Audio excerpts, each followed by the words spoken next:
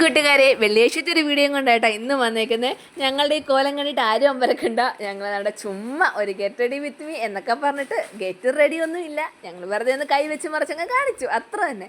എവിടെ പോവാന്നല്ലയോ, വേറെ ആരും ഇല്ല കേട്ടോ, ഞാനും ശ്രീകുട്ടിയും മാത്രം. എവിടേക്കാന്ന് വെച്ചാൽ ഇന്ന് അമ്പുക്കുട്ടൻ്റെ ആനിവേഴ്സറി സ്കൂളിൽ.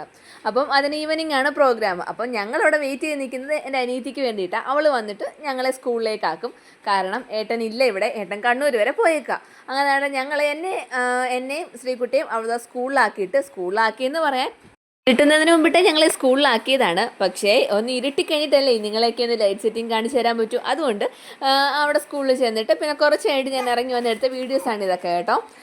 അപ്പോൾ അങ്ങനെ നേരെ എന്നെ സ്കൂളിലാക്കിയിട്ട് അവൾ നേരെ അമ്മയെ വിളിക്കാൻ പോയി. അങ്ങനെ അമ്മയെ വിളിച്ചുകൊണ്ട് വന്ന് ഞാനും അമ്മയും അനിയത്തിയും ശ്രീകുട്ടിയും കൂടാണ് പ്രോഗ്രാമിന് പോയത്. ഏട്ടനില്ല, ഏട്ടന് നല്ല വിഷമമുണ്ടായിരുന്നു. ഏട്ടന് വെള്ളിയാഴ്ച ദിവസം രാത്രിയിലേ തിരിച്ച് വരത്തുള്ളായിരുന്നു. അങ്ങനെ ഞങ്ങൾ പോയി സ്കൂളിലേക്ക് കയറുക. സൂപ്പർ ലൈറ്റ് സെറ്റിങ്സ് ഒക്കെ അല്ലായിരുന്നു, അടിപൊളി പ്രോഗ്രാമായിരുന്നു കേട്ടോ. അമ്പുക്കുട്ടനെ ഒന്നും കാണാൻ പറ്റില്ലായിരുന്നു കേട്ടോ. അമ്പുക്കുട്ടൻ ഗ്രീൻ റൂമിലായിരുന്നു. ഫ്രണ്ട്സിൻ്റെയൊക്കെ കൂടെ ഡ്രസ്സും കോസ്റ്റ്യൂംസും ഒക്കെ മാറാൻ വേണ്ടി നിൽക്കുകയായിരുന്നു. അപ്പോൾ പെർമിഷൻ ഇല്ലാതെ നമുക്ക് അതിനകത്ത് കയറാൻ പറ്റാത്തതുകൊണ്ട് അമ്പുക്കുട്ടനെ കാണാം എന്നുള്ളൊരാഗ്രഹം അങ്ങ് ഉപേക്ഷിച്ചു. പിന്നെ ഗ്രീൻ റൂം ഫോട്ടോസൊക്കെ കിട്ടിയത് കൊണ്ട് മേക്കപ്പിൻ്റെയും പിന്നെ ഡ്രസ്സിങ്ങിൻ്റെയൊക്കെ ഫോട്ടോസ് കിട്ടിയിട്ട് പിന്നെ അതൊക്കെ വെച്ച് അങ്ങ് കണ്ട് തൃപ്തി അടഞ്ഞു. ശ്രീകുട്ടി പിന്നെ ഞാനിങ്ങനെ പുറകെ വരുന്നുണ്ട് എന്നെ വിളിക്കും കേട്ടോ. ഞങ്ങൾ വന്നിറങ്ങിയപ്പോൾ ആ ഒരു സിറ്റുവേഷനാണിത്. ഈ ഒരു സമയത്താണ് ഞാൻ സ്കൂളിൽ ചെന്നത്. അപ്പോൾ ഈ ഒരു സമയത്ത് ഞാൻ ചെന്നപ്പം അവിടെ മീറ്റിംഗ് നടക്കുകയാണ്, ഇനാഗുറേഷൻ മീറ്റിംഗ് നടക്കുകയാണ്. അപ്പോൾ ഞാൻ ചെന്നപ്പോൾ നമ്മുടെ സിനി ആർട്ടിസ്റ്റ് ഉണ്ടല്ലോ ജയരാജ് വാര്യർ, അദ്ദേഹമായിരുന്നു അപ്പോൾ അവിടെ പ്രസംഗിച്ചുകൊണ്ടിരുന്നത്. നല്ലൊരു പ്രസംഗമൊക്കെ ആയിരുന്നു. പിന്നെ ഞാനാണെങ്കിൽ ഈ സമയത്ത് അകത്ത് കയറിയൊന്നും ഇരുന്നില്ല, അമ്മയൊക്കെ വെയിറ്റ് ചെയ്ത് അവിടെ ഇങ്ങനെ നിൽക്കുകയായിരുന്നു കേട്ടോ.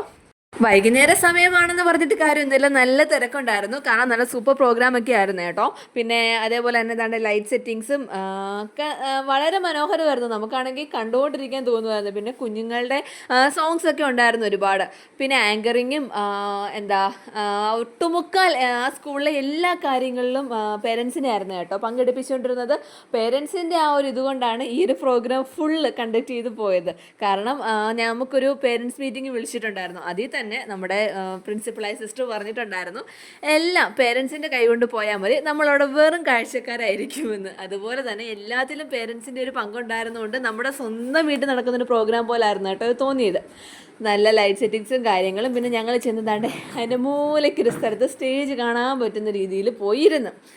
അങ്ങനെ ഇരുന്ന് കുറച്ച് കഴിഞ്ഞപ്പോഴത്തേന് ഇനാഗുറേഷൻ പ്രോഗ്രാമൊക്കെ കഴിഞ്ഞിട്ട് ഡാൻസ് പ്രോഗ്രാമൊക്കെ തുടങ്ങി കേട്ടോ. ഒരു 2.5-3 മണിക്കൂർ കണ്ടിന്യൂസ് ആയിട്ട് ഒരു തീം അനുസരിച്ചുള്ളൊരു പ്രോഗ്രാമാണ് ഇവിടെ കണ്ടക്ട് ചെയ്തത്. അത് ശിവ ഡാൻസ് സ്കൂൾ അങ്ങനെയാണെന്ന് തോന്നുന്നു, എനിക്ക് കൃത്യമായിട്ട് ഓർമ്മ കിട്ടുന്നില്ല. ശിവ ഡാൻസ് സ്കൂളിൽ നിന്നുള്ള അധ്യാപകർ വന്നിട്ടാണ് കുഞ്ഞുങ്ങളെല്ലാം ട്രെയിൻ ചെയ്യിച്ചത്. അത് ഇന്ന ക്ലാസ് ഫസ്റ്റ് എന്നൊന്നും ഇല്ലായിരുന്നു പ്രോഗ്രാംസിന്. എല്ലാം മിക്സ്ഡായിട്ട് ഡ്രാമ ഡാൻസ് അങ്ങനെ പൊയ്ക്കൊണ്ടിരിക്കുകയായിരുന്നു. ഞാനാണെങ്കിൽ ഈ സമയത്ത് ആകെ നിന്നിരിക്കുകയാണ്. കാരണം അമ്പുക്കുട്ടൻ്റെ ഡാൻസ് എന്താവും എന്നാലോചിച്ചിട്ട്. കാരണം ഫസ്റ്റ് ടൈം ആണല്ലോ കുഞ്ഞു സ്റ്റേജിലൊക്കെ കയറുന്നത്. പിന്നെ എല്ലാവരെയും കാണുമ്പോൾ ഉള്ള ഒരു ടെൻഷനൊക്കെ ഉണ്ടാവൂ എന്നൊക്കെയുള്ള ആ ഒരു ഇത് എനിക്കുണ്ടായിരുന്നു. നല്ല ടെൻഷനായിരുന്നു. എന്തായാലും ആ ടെൻഷനെയൊക്കെ മറികടന്നുകൊണ്ടുള്ളൊരു പെർഫോമൻസ് ഒക്കെ ആയിരുന്നു. കാരണം നല്ല അടിപൊളിയായിട്ട് ഞാൻ വിചാരിച്ചതിലും അപ്പുറം കളിച്ചു കേട്ടോ. എൻ്റെ മോനായോണ്ട് പറയുന്നതല്ല, നല്ല സൂപ്പറായിട്ട് തന്നെ കളിച്ചു. എനിക്കെന്തോ ആ കളിച്ചത് എനിക്ക് നല്ലപോലെ ഇഷ്ടപ്പെട്ടു പേഴ്സണലി. പിന്നെ അങ്ങനെ പ്രോഗ്രാം എല്ലാം കഴിഞ്ഞുകൊണ്ടിരിക്കുകയാണേ.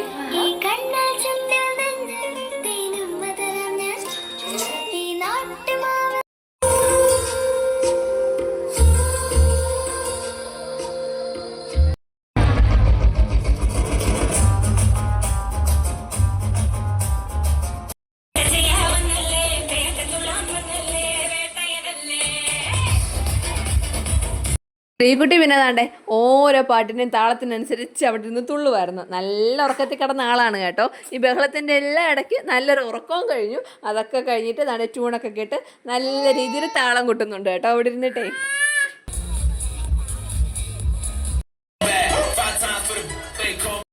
ഇതായിരുന്നു കേട്ടോ എൻ്റെ അമ്പുക്കുട്ടൻ്റെ ഡാൻസ്.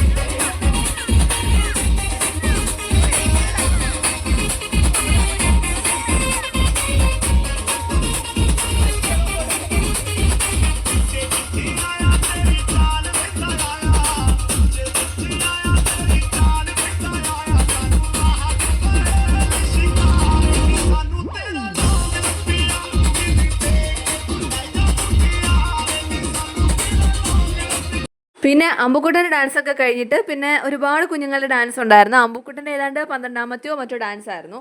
പിന്നെ ബാക്കി കുഞ്ഞുങ്ങളുടെയൊക്കെ ഡാൻസൊക്കെ കണ്ട് ഒരുപാടൊന്നും എനിക്ക് എടുക്കാൻ പറ്റിയില്ല.